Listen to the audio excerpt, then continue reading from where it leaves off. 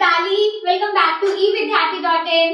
चलिए स्टार्ट करते हैं हमारे चैप्टर के लास्ट क्वेश्चन की तरफ, विच इज क्वेश्चन नंबर 15। अब ये क्वेश्चन में एक टेबल हमें दिया गया है and we need to fill this table. ठीक है, तो हम देखते हैं कि क्या पूछा गया है। ये टेबल आपको परमानेंट टिश्यू का टेबल दिया गया है। अगेन ऐसे क्वेश्चंस एग्जाम में आ सकते हैं क्योंकि इंटरेस्टिंग है, काफी सारी चीजों के बारे में आपको आंसर देना है इसमें। तो करीबन अगर इसमें 4 ब्लैंक्स है तो it can come in 2 marks, और अगर 1 मार्क टीचर हो जाता है तो 4 मार्क्स में आ सकता है। कम उम्मीद है, इतने ज्यादा में कभी इस टाइप के टेबल्स आते नहीं है, बट ये 2 मार्क्स में तो इजीली इस टाइप के क्वेश्चंस आपको एग्जाम में देखने को मिल सकते हैं। ठीक है, तो एक बार हम इसे फिल करने की स्टार्ट करते हैं, लेकिन उससे पहले जैसे जैसे मैं एक एक ऑप्शन की तरफ, एक एक फिल की तरफ बढ़ती जा रही हूँ, उसी तरीके से मेरे कमेंट बॉक्स में आंसर मुझे आ जाने चाहिए। ठीक है, तो क्योंकि हमने ये चैप्टर में बहुत अच्छे से पढ़ा है और काफी बार अपने क्वेश्चंस में भी इन टिश्यूज की बात कर ली है, तो चलो जल्दी से शुरू हो जाओ। तुम भी काम करो, मैं भी यहाँ पे काम कर रही हूँ। तो अब सबसे पहले हम परमानेंट टिश्यू से स्टार्ट करते हैं।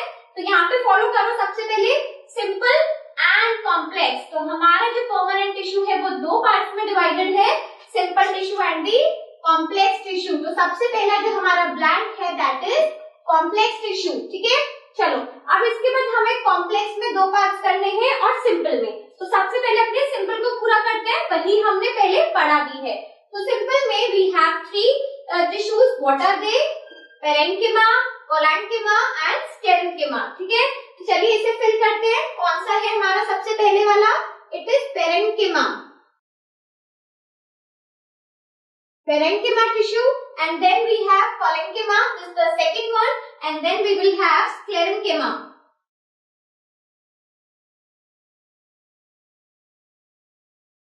चलिए अब ये हो गए हमारे तीनों सिंपल टिश्यूज की तरफ। So simple permanent tissues में we have all these 3 tissues. Now coming back to the complex tissue. अब complex tissue में हमने हमेशा conducting tissues की तरह 2 tissues को पढ़ा है, one is phloem, xylem and the other one is phloem. So यहाँ पर आ जाएगा आपका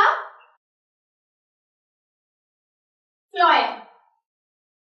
ठीक है, अब यहाँ पर इसमें कंफ्यूज मत होना कि मैंने आपकी बुक से थोड़ा सा अलग शेप आपकी टेबल का बना दिया है because of the space I have.